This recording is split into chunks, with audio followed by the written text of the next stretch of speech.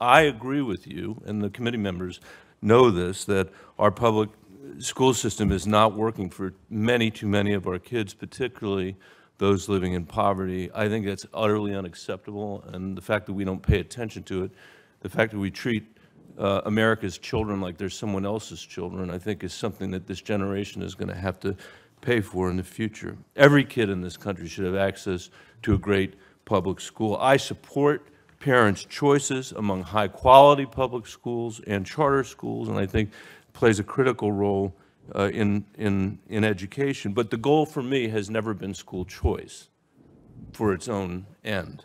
The goal is high-quality public schools where every kid in every neighborhood can receive a great education. For a kid from a low-income family, there's no difference between, there may be a philosophical difference, but there's no practical difference between forced to attend a terrible school and being given a chance to choose among 5 terrible schools.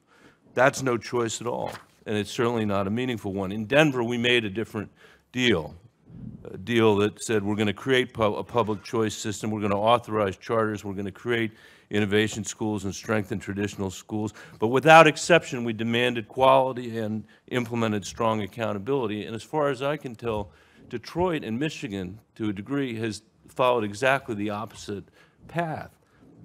According to one analysis, the Detroit public schools, and by the way, it's not easy to figure this out because there's so little accountability in Michigan. The Detroit public schools average 9%. 9% of the kids are proficient. The charter schools do a little better. 14% of the kids are proficient. I'll stipulate that the charter schools are doing better, but that's a horrible outcome for everybody involved. According to an Education Trust report, 2013, the majority of charter schools in Michigan perform worse than the Detroit public, perform worse than the Detroit public schools when it came to African-American students in 8th grade math. Nearly half of charter schools in Michigan ranked in the bottom quarter of all schools statewide.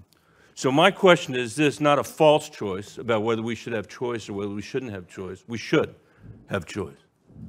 But what you've learned in the last 20 years of this work in Michigan that has changed your mind about what it is that kids need in America in the 21st century. Senator, thank you for that question. And first of all, I look forward to correcting some of the record regarding Detroit. And I think it's really important, first of all, to put Detroit in context. In 1950, there were 1.8 million people living in the city of Detroit. Today, there's less than 700,000, 675,000 roughly. Anyone with any means in the city of Detroit has basically, with school-age students, has basically left the city. And the students... the students there today. With respect, I'm not asking for a history of Detroit.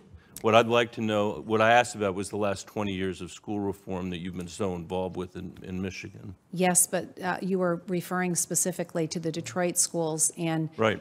The reality today is that 8 out of 10 students in Detroit are living in poverty.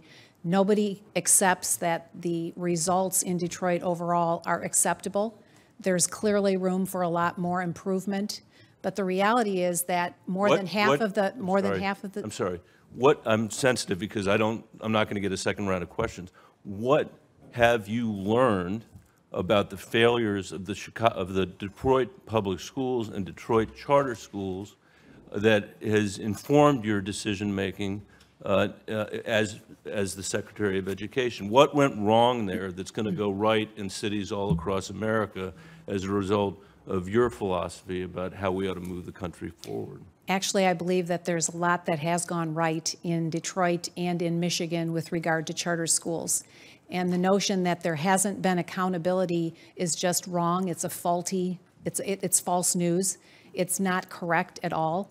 The reality is that charter schools in Michigan have been accountable, fully accountable to their overseeing bodies and to the state since their history. If that's true, why are there so many failing charter schools in Michigan? 122 charter schools have been closed since charter schools came into existence in Michigan. And the reality today is that students attending charter schools in the city of Detroit are getting 3 months on average more learning than their counterparts in the traditional public schools. The recent legislation that was passed now actually brings all schools in Detroit under accountability, including the traditional schools. Heretofore, there's never been a traditional public school that's been closed due to poor performance. And so finally, for the people of Detroit, there is accountability across the board.